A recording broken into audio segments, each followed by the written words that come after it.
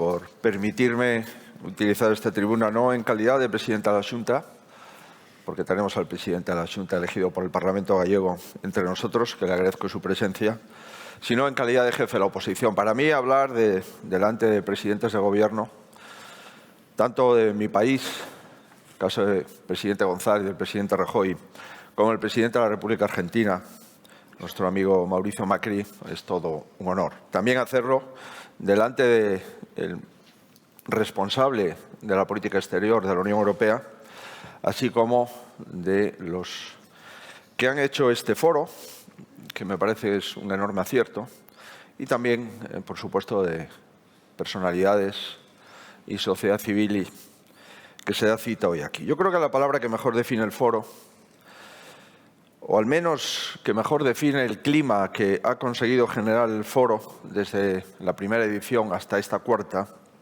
es una palabra que creo que le gustaba a González, al menos yo lo he escuchado alguna vez, es la palabra de sosiego. Durante las jornadas que dura este encuentro, quedan fuera de esta isla las tensiones que distorsionan los debates que se producen en nuestra sociedad y en nuestra política. En los últimos años se ha instalado entre nosotros un tipo de discusión agria, desabrida, donde prima el ruido sobre el razonamiento. Y sucede, como en esos lugares públicos en el que la gente habla en tono muy elevado, y parece que solo hablando todavía más alto es posible que te escuchen.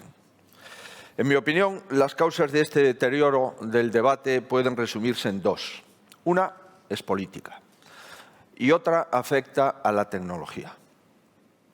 El populismo, en sus diversas formas, rehuye de la argumentación porque, en el fondo, aprecia la capacidad de razonamiento de la gente. Su principal objetivo es azuzar reacciones primarias, en especial las que nacen, lógicamente, del malestar social.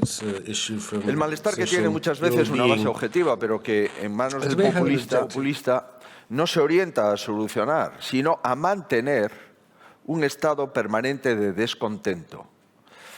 Una libertad con ira, por recurrir a la antítesis del que fuera un gran lema de la transición democrática. Una vez creado un malestar o descontento, resulta más fácil introducir en la discusión pública elementos de racionalidad. Así realmente es muy difícil. Mientras que el demócrata sabe que no siempre son posibles las soluciones óptimas y opta por el gradualismo, el populista, que también sabe que no existen soluciones mágicas, se apunta, sin embargo, a la agitación permanente. En tanto que el demócrata busca aliados permanentes o circunstanciales para resolver cuestiones arduas, el populista es un fabricante de antagonismos. Así pues, el populismo es un factor que enrarece y a veces impide el debate democrático. La segunda circunstancia, le hablaba de la política, la segunda es el mundo ambivalente de las redes sociales. Amplía los ámbitos de la comunicación, eso es extraordinariamente valioso, al tiempo que limita la intensidad y la riqueza de la misma comunicación, y ese es el problema. Lo que llamamos democracia deliberativa no consiste en un cruce de monólogos, algo a lo que nos conduce la dinámica de las redes, sino a un diálogo en el que nadie vence si no es capaz de convencer. Sirva pues esta reflexión previa para destacar la aportación del foro y el acierto de sus fundadores, Josep Piqué y Amancio López Seijas. Pues bien, el foro ya es un oasis de calma que, por fortuna, cada vez se va haciendo más grande. El éxito de sus convocatorias es la mejor prueba de que un lugar de encuentro como este era algo necesario para buscar el diálogo perdido. Entrando ya de lleno en la reflexión que quiero compartir con ustedes, voy a recuperar la intervención realizada recientemente por el presidente de la República Francesa, Emmanuel Macron.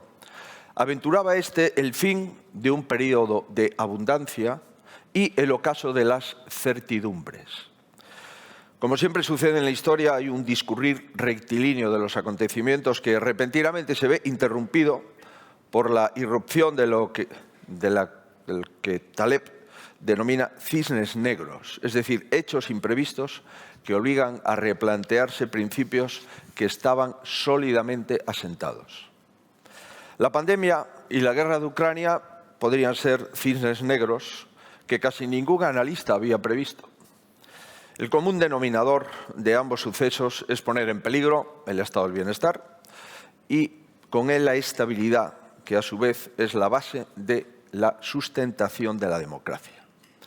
Nadie puede aventurar, en efecto, cuándo finalizará la guerra de Ucrania, tampoco cómo será ese final, ni las secuelas que tendrá en la relación de Rusia con las democracias occidentales. En cualquiera de las hipótesis, todo parece indicar que el mundo ya no será el mismo. Creo que las democracias están abocadas a realizar, por tanto, un nuevo contrato social con sus ciudadanos. En el terreno económico se abren dos vías que se inspiran en dos principios: la búsqueda de enemigos, en un caso, y la búsqueda de soluciones en el otro. Las medidas que se presentan como algo punitivo, como un castigo para determinadas empresas o para ciertos contribuyentes, solo conseguirán ahondar en las divisiones sociales y hacer más costosa y más lenta la recuperación. Sin embargo, las medidas que no buscan chivos expiatorios, sino afianzar la cohesión social, en mi opinión, esas medidas son las idóneas. Esto nos lleva directamente al debate tributario. Por desgracia, en mi opinión, en España, esa discusión se ha planteado por algunos desde un plano dogmático, recuperando clichés que deberían estar superados, para anunciar tasas o impuestos contra algo o contra alguien. Es un error que reproduce la consabida dialéctica populista, es decir, es populismo fiscal. Hay momentos en los que bajar la presión tributaria no es de derechas ni de izquierdas, sino de sentido común. No es otra cosa que respetar al contribuyente sin debilitar al Estado. Sobre todo cuando la inflación es la más alta de los últimos 40 años y, en consecuencia, al subir la base imponible, se produce el mayor incremento de recaudación fiscal de los últimos años. Un incremento del 18% en los primeros 7 meses que, todo parece indicar, conllevará unos 32.000 millones de euros más de recaudación en el año 22 sobre el año 21. En todo caso, lo que acabo de referir es una cuestión que se enriquece con la discrepancia serena, pero se enturba cuando se recurre a la caricatura o a la descalificación grotesca. No hay caricatura ni descalificación que refute la experiencia. En esta misma Galicia, durante los 13 años en los que tuve oportunidad de estar al frente del Gobierno, pusimos en práctica una razonable política de reducción fiscal sin que eso supusiera menoscabo alguno para los servicios públicos. No olvidemos, por tanto, que no es la política fiscal moderada la que daña el estado del bienestar, sino la mala gestión del estado del bienestar. En ocasiones esa mala gestión se intenta disfrazar con una fiscalidad agresiva, con el fin de hacerle creer a la población que el problema no reside en el gestor, sino que reside siempre en los contribuyentes. La reforma fiscal anunciada por nuestro Gobierno, que realmente es una subida fiscal de algo más de 3.000 millones de euros, presenta varios problemas que no conviene que sean desdeñados al analizarla. El primero, y no menos importante, el Gobierno ha decidido no bajar los impuestos durante todo el año 2022. Llevamos meses insistiendo en actualizar a la inflación la tarifa del impuesto de la renta a las personas físicas, cosa que no se hace desde el año 2008. Algunas comunidades, también gobernadas por los socialistas, lo han hecho en su tramo autonómico y el Gobierno opta ahora por un descuento aplicable solo a las rentas de hasta 21.000 euros y para el próximo año 2023. La segunda reflexión en relación con este anuncio de ayer es que se olvidan en España las rentas medias, como si no estuviesen padeciendo también la inflación. a los que no se le bajan los impuestos ni en el año 22 ni en el año 23, o al menos que sepamos. Tercera cuestión, no actúa sobre el incremento de la cesta de la compra y lo sostiene con un argumento profundamente incoherente. El Gobierno y sus socios aluden a que también los ricos se beneficiarían si se baja el IVA de los productos básicos, de la carne, del pescado, del agua, de la pasta, del aceite, cuando es el mismo Gobierno el que lleva bonificados los carburantes a todos los vehículos de España y también el mismo Gobierno que ha bajado el IVA a la luz y el gas a todos los ciudadanos de España en la misma proporción. Es exactamente el mismo impuesto, con un idéntico funcionamiento, en el que ayer se siguieron escudando para insistir en la negativa. Y estas propuestas, en cuarto lugar, también disminuyen directamente la competitividad de nuestras empresas, ya lastrada por la sucesión reciente de crisis económicas, y la capacidad de nuestro país como polo de captación de inversión y de creación de riqueza. En este sentido, lamento decir, aunque el foro lo permite, dado que es un foro ibérico, que probablemente uno de los mayores beneficiados de esta reforma fiscal puede ser Portugal, con un primer ministro que demuestra que se puede hacer una política fiscal más atractiva, más adecuada a estos tiempos y enfocada hacia el crecimiento de la economía, hacia la atracción de los patrimonios, hacia la atracción de las rentas y de las inversiones. Política, por supuesto, socialdemócrata. Todo esto sin adentrarnos en la invasión de competencias autonómicas y, por tanto, en la inseguridad jurídica que esta posible doble imposición repercute. Así, por cierto, es exactamente como opinaba la actual ministra de Hacienda cuando Podemos planteó este tributo y, insisto, la actual ministra de Hacienda acreditaba las razones por las que el Partido Socialista no podía apoyar el tributo que ayer el Partido Socialista propone. Pero, además de estas circunstancias, sobre todo, en mi opinión, afecta gravemente al activo más importante de la política de un gobierno, que es la credibilidad. El liderazgo es indisociable a la credibilidad. Un líder, para merecer tal nombre, debe resultar creíble. Sus seguidores deben creer en sus valores, en su capacidad, en su proyecto de país. Y por eso nunca debe apartarse de ello. La conversión de este debate en una confrontación nos ha llevado a una sucesión de paradojas ante las que entiendo que el ciudadano medio se convierte en espectador perplejo de la acción del Ejecutivo. Pues ha pasado de ver a su Gobierno tratar como anatema cualquier tipo de bajada impositiva a la asunción de la medida previamente descalificada, al menos hasta las rentas de 21.000 euros.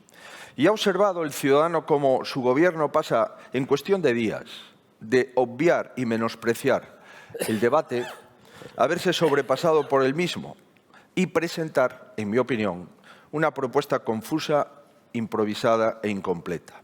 No quisiera que esto se entendiese como una crítica del jefe de la oposición, pero ha sido una ministra del Gobierno la que ha declarado en una radio que algunas de las medidas no estaban encima de la mesa 24 horas antes de ser anunciadas. En mi opinión, es posible una política distinta, más previsible, más sólida, y esto no resta ni un ápice a la audacia o a la flexibilidad cuando ésta se requiere. Creo, como entiendo que también cree buena parte de los españoles, que en fiscalidad y en todo lo demás, en España debemos de tener una senda reformista, una senda madura, una senda equilibrada y una senda responsable y sostenible desde el punto de vista de ingresos y gastos. Quisiera poner dos ejemplos de lo que entiendo yo de esta política y termino. El primero es el proyecto europeo. El proyecto europeo no se construye con una economía punitiva, sino con una economía colaborativa. Los padres del europeísmo, liberales, democristianos, socialdemócratas, escarmentados con la conflagración mundial, huyeron del dogmatismo a la hora de construir las bases económicas de la nueva Europa. El segundo ejemplo fueron los pactos de la Moncloa, tanto políticos como económicos, que encarrilaron la democracia española en un momento de extraordinaria dificultad. No hubo en ellos ninguna estigmatización de empresas ni de personas, y quizás eso fue la causa del éxito. Estimo que el revisionismo histórico que pretende cuestionar esta etapa venturosa de nuestra historia responde al rechazo a la metodología que presidió aquellos acuerdos, bien distinta a la confrontación sistemática que los populismos avivan. En mi opinión, por el contrario, ese momento supone un antes y un después de nuestra historia. Un momento en el que las dos Españas de Machado se convierten en una e inician un camino juntos.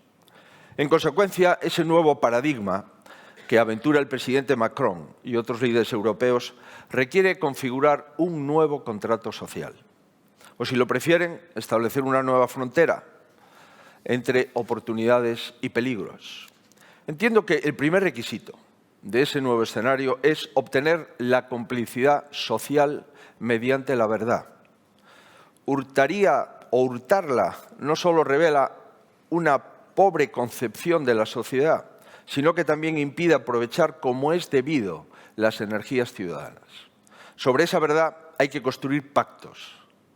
Sobre esa verdad hay que construir acuerdos y consensos acordes con la urgencia del momento.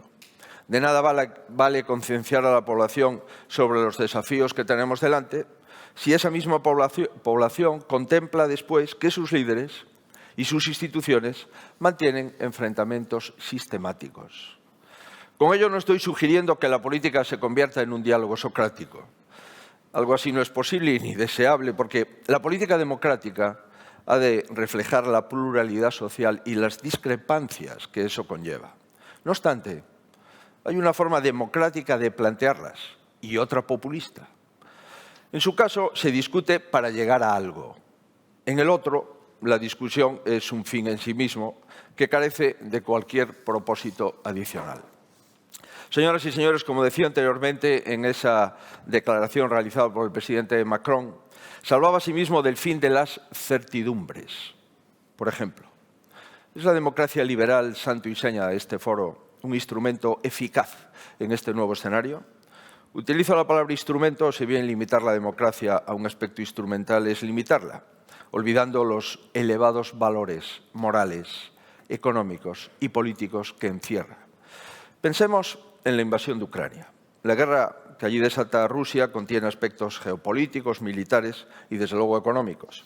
Pero sería imperdonable olvidar que la agresión también intenta evitar la propagación de la democracia y sus valores de convivencia y tolerancia.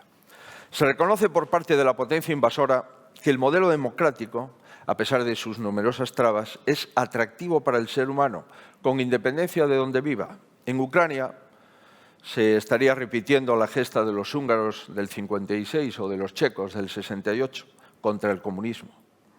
Así pues, el ideal democrático conserva su capacidad de atracción con respecto a otros modelos de convivencia.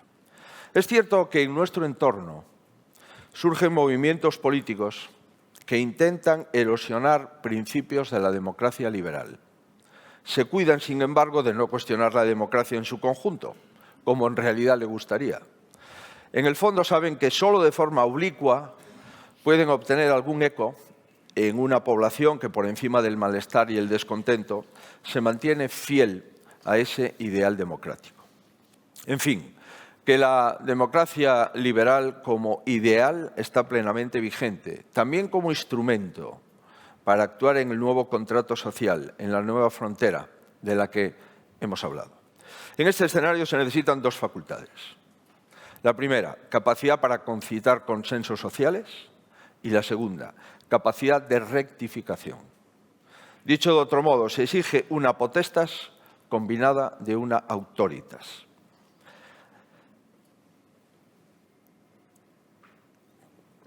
Así como los primeros regímenes autoritarios solo poseen potestas, los democráticos cuentan igualmente con la autoritas, lo cual los capacita para lograr ese consenso social.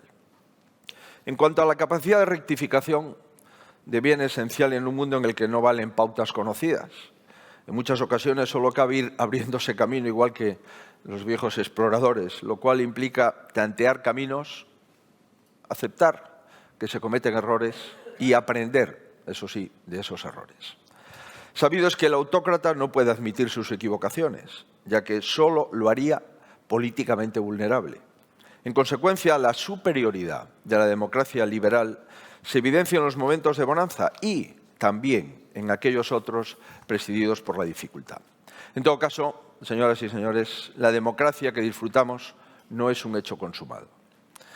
Fukuyama, el mismo autor que teorizó sobre el fin de la historia, admite ahora que esa historia en la que la democracia liberal era una suerte de consumación tiene marcha atrás. Para evitarlo hay que cuidarla, hay que cultivarla, hay que protegerla y hay que vigorizarla. Es lo que se viene haciendo en el Foro de la Toja desde su creación y yo honradamente les felicito por ello, porque estar aquí 48 o 72 horas sin duda es un acierto que sus fundadores ofrecen a la sociedad española, a la sociedad iberoamericana y al mundo. Espero que mis palabras hayan contribuido a este propósito, o al menos no lo hayan erosionado. Muchísimas gracias.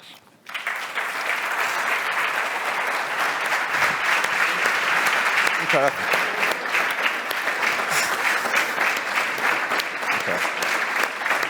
Muchas gracias. Gracias. Muchas gracias, presidente. La verdad es que en el Parlamento ha suscitado muchísimos temas y también pues, muchas preguntas, ¿no? Pero como tenemos el tiempo muy limitado, a mí me gustaría, si es posible, que insistieras en esa necesidad de consensos básicos, ¿no? No solo en ámbitos de la política económica, en la que razonable y legítimamente puede haber posiciones distintas, sino en lo que de forma tópica llamamos las grandes políticas de Estado. Me refiero a la política exterior, a la defensa y la seguridad. Y bueno, pues ahí conocemos que el Partido Popular que tú representas ha hecho una serie de propuestas por escrito detalladas y que ha hecho llegar al Gobierno y me gustaría saber cómo valoras la respuesta recibida y a partir de ahí pues la necesidad de seguir insistiendo en algo que en última instancia es lo que hace fiable a un país, que es la permanencia de determinados principios más allá de la alternancia política. Bien, vamos a ver, yo tengo la oportunidad de presidir el Partido Popular en un congreso que se celebra 1 y 2 de abril, creo recordar, en Sevilla, y tengo la oportunidad de tener un encuentro con el presidente del Gobierno, el único que he tenido, en el que me encontré el listado de asuntos que me iba a proponer por la mañana, publicado exactamente en un periódico.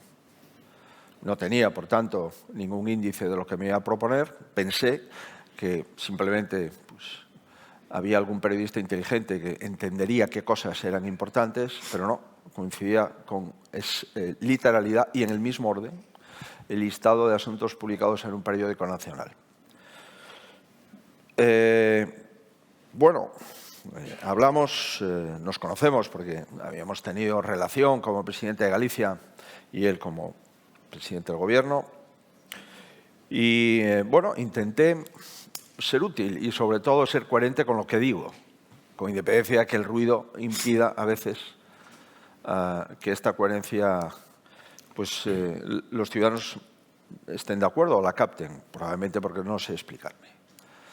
Yo le he remitido al presidente del Gobierno 5 o 6 propuestas por escrito, porque entiendo yo que en la situación política española, con tanto ruido, lo mejor es, como explicaba un profesor de Derecho Administrativo en la facultad aquí en Santiago, el papel tiene cuenta de lo que se le pone. Oiga, pues qué mejor que mandar un papel, ¿eh?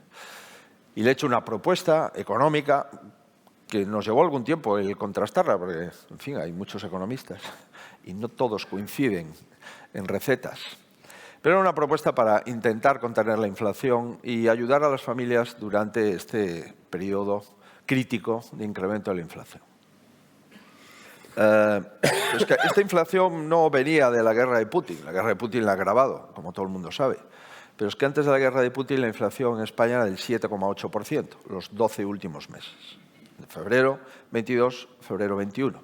Y ya la inflación en el año 21 la cerramos con un 6,5%.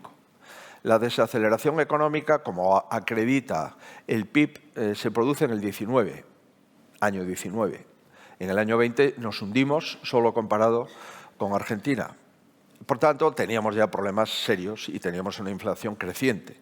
Y entendía yo en abril, hace 5 meses, que ese era el primer problema de la economía española.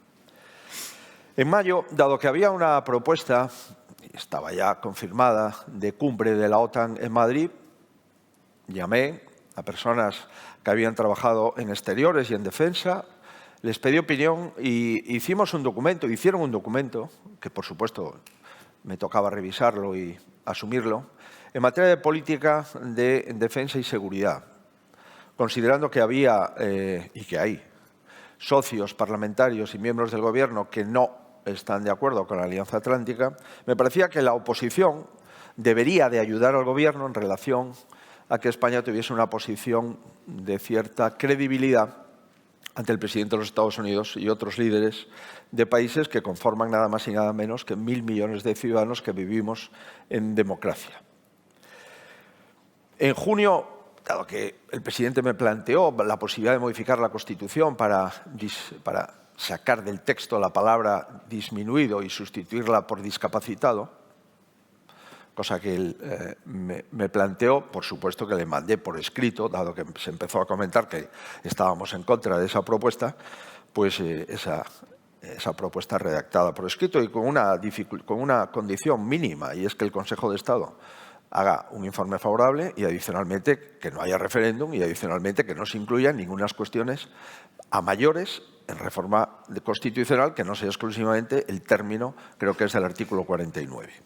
En julio, dado el bloqueo del Consejo General del Poder Judicial, mandamos también una propuesta que consistía en que mi partido abandonase su tesis de que no habría reforma si no había previamente una modificación de la ley en el que se diese mayor posibilidad a los jueces para proponer o elegir 12 de los 20 representantes del Consejo, abandonamos esa tesis y le planteamos al Gobierno un escenario, que es actualizar el Consejo General de acuerdo con lo que venimos haciendo en los últimos años, es decir, Cortes Generales, comprometernos a modificar esa ley una vez elegido al Consejo, por tanto, una vez renovado el Consejo, y para la renovación del Consejo, en vez de un cambio de cromos, hacer algún requisito de idoneidad de las personas que deberían formar parte del Consejo. Requisitos, por otra parte, bastante razonables, en mi opinión, pero también se los mandé por escrito y se lo entregué a los medios de comunicación. No se debate sobre este asunto. Se puede estar de acuerdo en los requisitos de idoneidad que planteamos o no, pero el decir que un ministro no puede ser nombrado fiscal general del Estado o que un ministro no se puede ir al Consejo General del Poder Judicial inmediatamente después de un cese o que un ministro no puede ocupar una sala del Tribunal Supremo, por muy magistrado que fuere, una vez cesado, o que un ministro magistrado no debería de incorporarse a su juzgado hasta que pase un periodo de vacatio de 2 años, o que los acuerdos del Consejo General del Poder Judicial deben de tomarse por mayorías reforzadas, 13 de 20, y no 10 con el voto de calidad del presidente, parece que son requisitos de idoneidad que obligan a los partidos que lo firman y, por tanto, si hay un intercambio mañana en el Gobierno, obligan a los firmantes. Y en septiembre le mandamos 2 documentos, uno sobre energía, porque entendíamos que debemos de tener cuidado con las fortalezas que tiene España, no perderlas en un debate ideológico. Y en este momento la tecnología debería estar por encima de la ideología en el ámbito energético. Y eran cuestiones básicas. Es que tenemos que tomar una decisión ahora ya. Si ampliamos o no la vida útil de las centrales nucleares o no tendremos combustible, si no lo compramos con 3 o 4 años de antelación y nos ponemos en la obligación de cerrarlas, cuando suponen en este momento en el mix un 20% de aportación al mix. No entendimos ni por tanto compartimos el cierre completo de todas las centrales térmicas en España. Nos parece que ha sido un error. Dan el 14% de la energía. Estamos en este momento con un 1 o 2% de energía térmica y hemos desmantelado centrales que acababan de tener inversiones de más de 200 millones de euros, como la central gallega de As Pontes. Y también le mandamos otra propuesta, dado que no se quería deflactar o actualizar la tarifa de IRPF, vimos que solo la recaudación del IVA como consecuencia del crecimiento de la cesta de la compra supone para las arcas públicas 1.000 millones de euros más. Oiga, coger esos 1.000 millones y en aquellos productos básicos, carne, pescado, agua, mineral, etcétera, rebajar el IVA del 10 al 5 o del 10 al 4. Bueno, tengo que decir que de todas estas propuestas, a mí ya me gustaría que un líder de la oposición me mande 5 propuestas, por escrito, ¿eh? No comentarios de tertulia o soflamas, no. Mire, estas son mis propuestas. En materia de inflación, en materia energética, en materia de defensa, en materia de seguridad, en materia de energía y en materia de precios, de alimentos. Oiga, yo no he tenido ninguna respuesta al respecto por parte del presidente del Gobierno, salvo una reunión que ha sido convocada recientemente por la ministra de Energía al vicesecretario de Economía, donde hubo simplemente una reunión agradable. Y concluyo. Como jefe de la oposición yo no tengo ninguna información de la política de interior de mi país, ni de la política de defensa de mi país, ni de la política exterior de mi país. Ninguna. Absolutamente ninguna. Es sorprendente que después del conflicto que hemos montado con Argelia, desconozca, como jefe de la oposición, qué es exactamente lo que hemos acordado con Marruecos, rompiendo 40 años de acuerdos y de consensos mínimos en las Cortes. Y es sorprendente que en materia de defensa, como jefe de la oposición, no sepa exactamente si mi país ha acordado o no algo con Estados Unidos en la cumbre de la OTAN. Y también creo que es sorprendente que en materia de política interior, incluido el cese de la directora del CNI, yo no tenga ninguna información de si la directora del CNI ha sido cesada por cumplir las órdenes del presidente o ha sido cesada por incumplirlas. Lo que es evidente es que ha sido cesada. Por tanto, si un jefe de la oposición, en un momento crítico para un país, no solamente hace propuestas, sino que no tiene ninguna información de su gobierno sobre asuntos de Estado, entiendo yo que esto de poder hablar en España pues pertenece más al pasado que al presente. Tengo que pedirle al jefe de la oposición, nos avisan que nos quedan 5 minutos y quiero plantearle un tema que soy consciente que requiere probablemente tiempo de desarrollo, ¿no? Pero le pediría a partir de ahí la máxima concisión posible para tenernos a los tiempos. Tenemos un día muy intenso, ¿no? Has mencionado que la principal inquietud en estos momentos de los españoles, y es lógico que así sea, es la inflación. Es verdad que hay otros temas que, según algunos, pues también se tratan cotidianamente en los metros y en los autobuses, pero la inflación es lo que domina hoy el debate, ¿no? Se suele decir, y es cierto, que la inflación es el impuesto a los pobres, y que también es cierto que las políticas antiinflacionistas, normalmente desde el lado de la demanda, tanto las monetarias como las fiscales, van directamente contra el crecimiento económico y pueden incluso generar una recesión. Y estamos ahora en ese posible escenario, ¿no? Es cierto también que la inflación previa a la guerra de Ucrania pues probablemente tiene su origen en las subidas de los precios de materias primas energéticas y no energéticas y de componentes básicos ligados a la reactivación de la demanda que se produce a medida que van desapareciendo las restricciones a la presencialidad y a la movilidad y nos permite recuperar la producción de bienes, ¿no?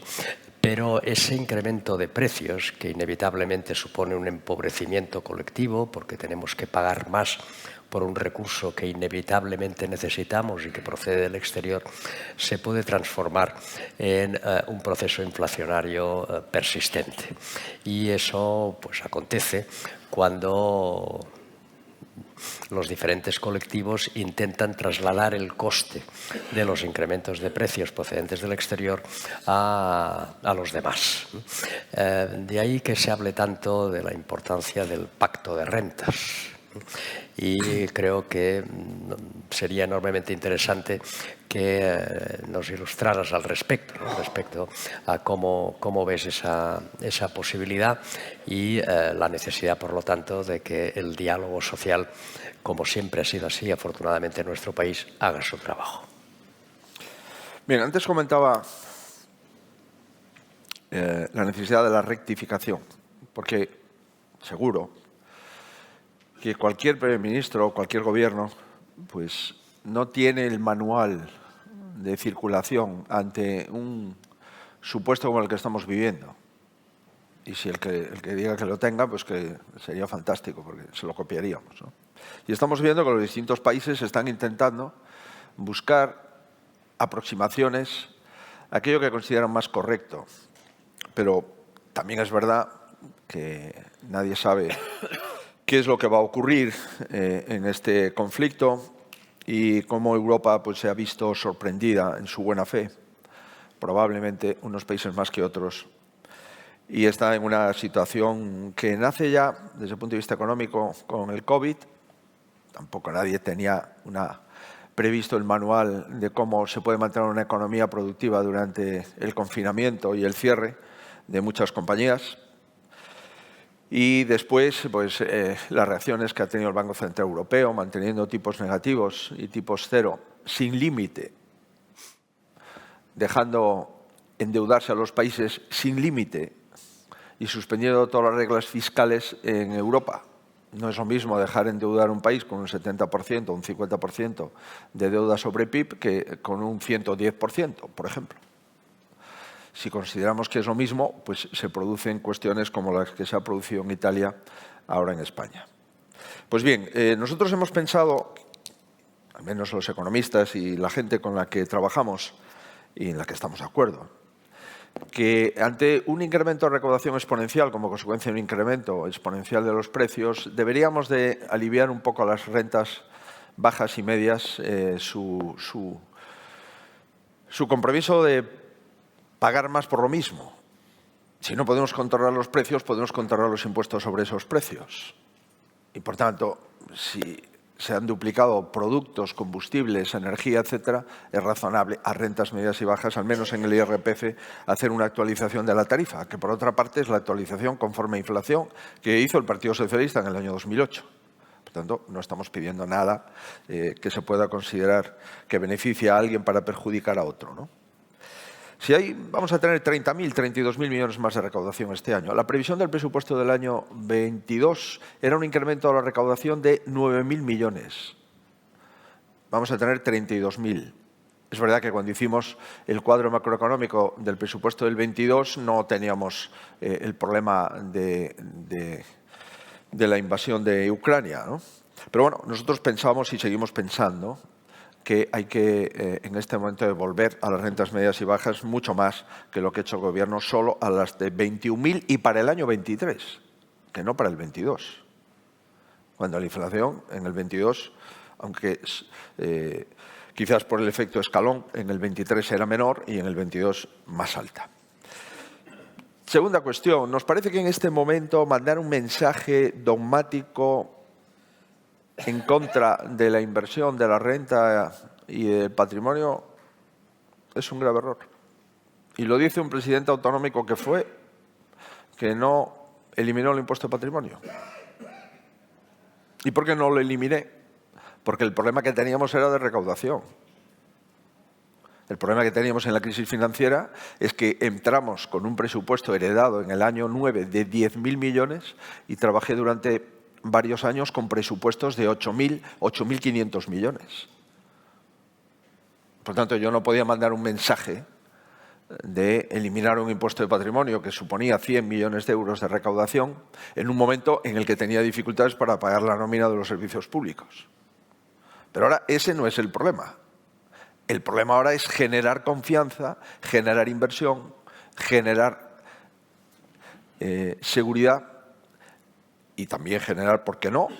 Y he puesto el ejemplo de Portugal, generar un ambiente en el que los patrimonios se queden en España y, si es posible, vengan a España, dado que el teletrabajo y la deslocalización de muchas compañías a través de ese teletrabajo que experimentamos durante la pandemia, es evidente que acredita que cualquier persona puede trabajar, sobre todo las tecnológicas y otras, en lugares distintos donde físicamente trabajaba antes. Estigmatizar a las empresas con nombres y apellidos es un grave error. Es un error que no ha cometido ningún presidente de gobierno nunca.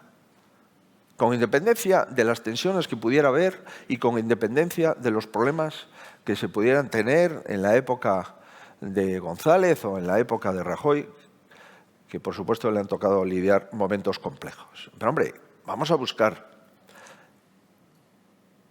que las empresas ayuden, ¿no? No vamos a demonizar a las compañías, no tiene sentido. Una cosa es pedir una tasa de solidaridad y otra cosa es decir que hemos de perseguir lo que, entre comillas, llama el gobierno los ricos. Pero si este es un planteamiento absolutamente populista que no tiene una convalidación en la socialdemocracia europea, en la que queda. Y por eso el ejemplo de Costa me parece muy importante, porque he seguido con mucho interés, el tiempo que he estado aquí, las políticas de Portugal en el ámbito fiscal. Por tanto, creo que sí es necesario un pacto de rentas, no tengo ninguna duda. Creo que la crisis la tenemos que pagar entre todos, eso es así. Y un pacto de rentas en la que el gobierno no llama a la movilización, en la que el gobierno no llame a la movilización y a la huelga, porque eso no es compatible con la Unión Europea. El gobierno lo que tiene que llamar es al consenso y al diálogo, pero no a la movilización.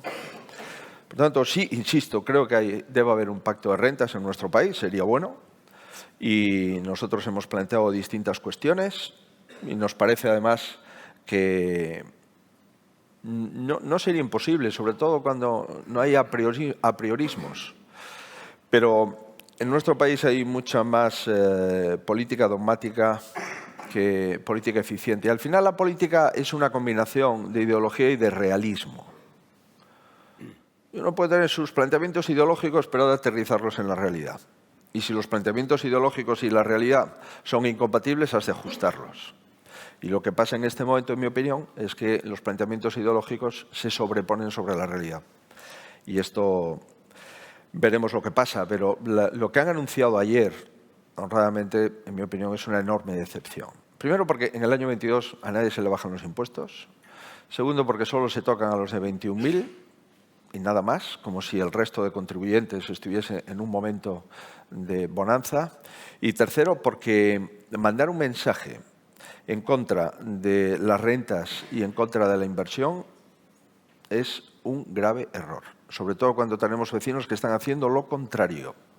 Yo he visto en la Embajada Española, en Portugal, algunos ciudadanos españoles que habían sido indemnizados por sus compañías con indemnizaciones que a mí me parecen, en fin, cuando menos cuestionables por volumen, y cómo se han comprado su casa en Portugal y se han domiciliado allí. Comprenderán ustedes que ese riesgo ahora lo que hacemos es incrementarlo exponencialmente. Eso ya sin entrar en el planteamiento de la financiación de las comunidades autónomas, el respeto a la autonomía fiscal. Lo que estoy convencido es que si Cataluña hubiese eliminado el impuesto de patrimonio, el gobierno actual no habría actuado con el impuesto de patrimonio como ha actuado ayer. Entre otras cosas, porque se jugaría el propio gobierno. Por tanto, cuando lo hacen otras comunidades autónomas, que lo único que ejercen es su capacidad estatutaria y constitucional, y por eso tienen, entre comillas, pues una sanción, me parece sorprendente, porque parece ser que en España cumplir la Constitución no es muy rentable. Sin embargo, tensionarla, sí. Pero, en fin, esta es una opinión, como te puedes imaginar, que me permito evacuar para que después sea corregida por los que me sucedan en el uso de la palabra. Pues solo me resta agradecer la claridad en la exposición y también la generosidad intelectual en las respuestas. Muchas gracias. Gracias. Bueno, muchas gracias. Gracias.